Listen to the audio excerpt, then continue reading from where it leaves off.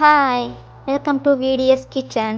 இன்றைக்கி நம்ம பார்க்க போகிறது ரொம்ப ரொம்ப ருசியான ரொம்ப கப வாசத்தோட கோலா மீன் வறுவல் எப்படி பண்ணுறேன்னு பார்த்துலாமா? அதுக்கு முதல்ல நான் 3 கிலோ கோலா மீன் எடுத்திருக்கேன். அதோட தலைப்பகுதியும் வால் பகுதி கட் பண்ணிக்கலாம். உள்ளதை க்ளீன் பண்ணிக்கலாம். நான் மேலே உள்ள தோலை உரித்து க்ளீன் பண்ணியிருக்கேன். அப்போ தான் மசாலாலாம் உள்ளே நல்லா செட் ஆகும்.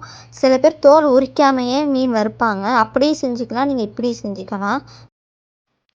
அடுத்தது வறுக்கிறதுக்கு தேவையான மசாலா ரெடி பண்ணிக்கலாமா?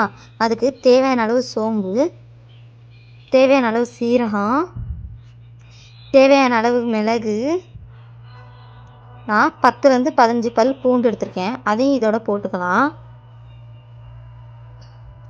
ஒரு பெரிய துண்டு இஞ்சி எடுத்திருக்கேன், அதையும் போட்டுக்கலாம். 5 வெங்காயம் எடுத்திருக்கேன், அதையும் இதோட போட்டுக்கலாம். இப்போ நல்லா இந்த பதம் வர வரைக்கும் நல்லா அரைச்சி எடுத்துக்கோங்க. அடுத்தது கழுவி வச்ச மீனில் நம்ம அரைச்சி வச்ச பேஸ்ட்டை போட்டுக்கலாம். இப்போது நான் 2 கைப்பிடி அளவு துருவின தேங்காய் எடுத்துக்கிறேன்.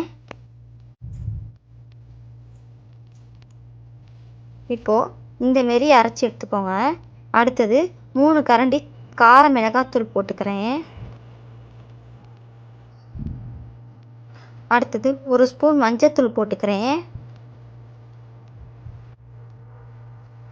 தேவையான அளவு தூள் உப்பு போட்டுக்கிறேன். அடுத்தது அரைச்சி வச்ச தேங்காவை வடிகட்டி இதில் ஊற்றிக்கலாம். தேங்காய் பால் அரைச்சி நீங்கள் இதில் ஊற்றுனீங்கன்னா உங்களுக்கு டேஸ்ட் இன்னும் தூக்கிவிடும். டேஸ்ட் ரொம்ப நல்லாயிருக்கும். அதனால் தேங்காய் பால் புழிஞ்சு விட்டுக்கிறேன்.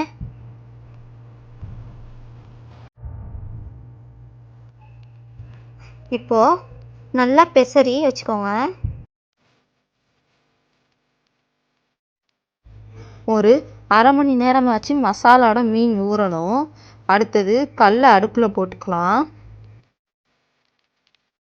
நான் தேங்காய் எண்ணெய் தான் கோலா மீனுக்கு யூஸ் பண்ணுவேன். அதான் நல்லா வாசமாகவும் டேஸ்டியாகவும் இருக்கும். தோசைக்கல்லை சுற்றி தேங்காய் எண்ணெய் ஊற்றி இப்போ மீனை போட்டுக்கிறேன். நல்லா தோசைக்கல்லை சுற்றி போட்டு விடணும். இப்போது மீன் பொரிஞ்சோன்னே பிரட்டி போட்டுக்கிறேன்.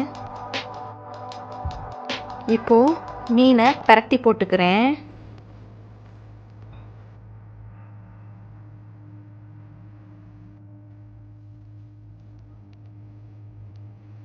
இப்போது இதை நான் தனி பிளேட்டில் எடுத்து வச்சுக்கிறேன்.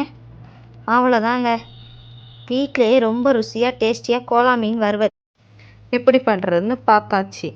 நீங்களும் ட்ரை பண்ணிவிட்டு கமெண்ட்டில் எப்படி இருக்குன்னு சொல்லுங்கள்.